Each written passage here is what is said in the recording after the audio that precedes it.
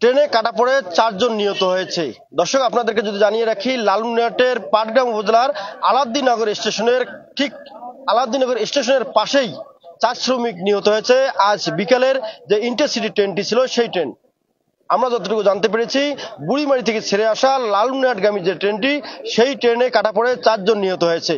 তবে স্থানীয়রা বলছেন 4 জন শ্রমিক কাজ সেরে স্থানীয় রেল স্টেশনের পাশেই রেল লাইনে বসে টাকা ভাগাভাগি করার সময় পার্শ্ববর্তী ধান কাটা কয়েকটি মেশিনের শব্দের কারণে ট্রেনের শব্দ না শোনায় এই দুর্ঘটনা ঘটে। আমরা যদি স্থানীয় একজনের সঙ্গে একটু কথা বলবো, এই এলাকার একজন ইউপি সদস্য আছেন, তিনি আমাদেরকে জানাবেন আসলে এই দুর্ঘটনা কিভাবে হলো এবং এই শ্রমিক 4 জনের বাড়ি কোথায়, যদি আমাদেরকে একটু জানান। এই 4 জন লালমনিরহাট পাটগ্রাম থেকে ফিরের পথে লালমনিরহাট ইন্টারসিটির দুর্ঘটনা ঘটেছিল। এই 4 জন শ্রমিক, 3 জনের বাড়ি হচ্ছে জোংড়া ইউনিয়ন 1 নম্বর ওয়ার্ডে, আর একজনের বাড়ি হচ্ছে জোংড়া ইউনিয়ন 2 নম্বর ওয়ার্ডেই। এই যে 4 জন যে এখানে কেন এখানে রেল লাইনে বসছে?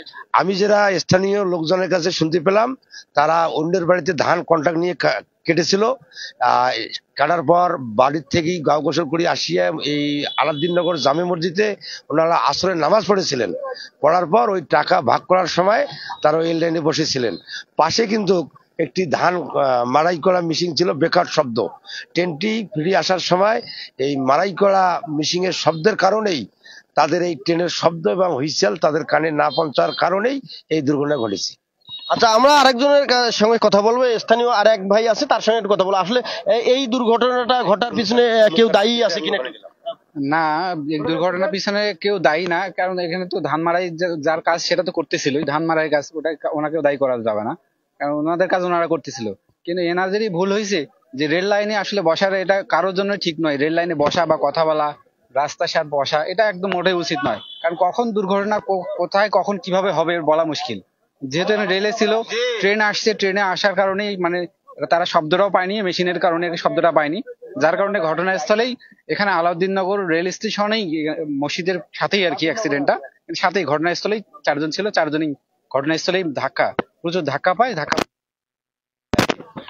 একটি দুর্ঘটনা সারা জীবনের জন্য কান্না। আমরা যদি আপনাদেরকে একটু বলি, রেল লাইন একটি সরকারি সম্পদ। এই সম্পদে ব্যবহার সবার জন্য করতে হবে, সবাই সাবধানতার সহিত করা উচিত বলে অনেকেই মনে করেন।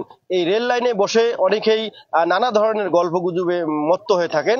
পার্শ্ববর্তী ট্রেন আসা বা ট্রেন যাওয়া আসার সময় যে সাবধানতা অবলম্বন করতে হয়, এই জিনিসটা অনেকেই মনে করেননি। তবে আগামীতে কেউ এ ধরনের অসাবধানতা বশত রেল লাইনে বসে গল্পগুজব করবেন না, এমনটাই আশা করছেন স্থানীয়রা। M A Rahim, news channel 24, Lalmonirhat.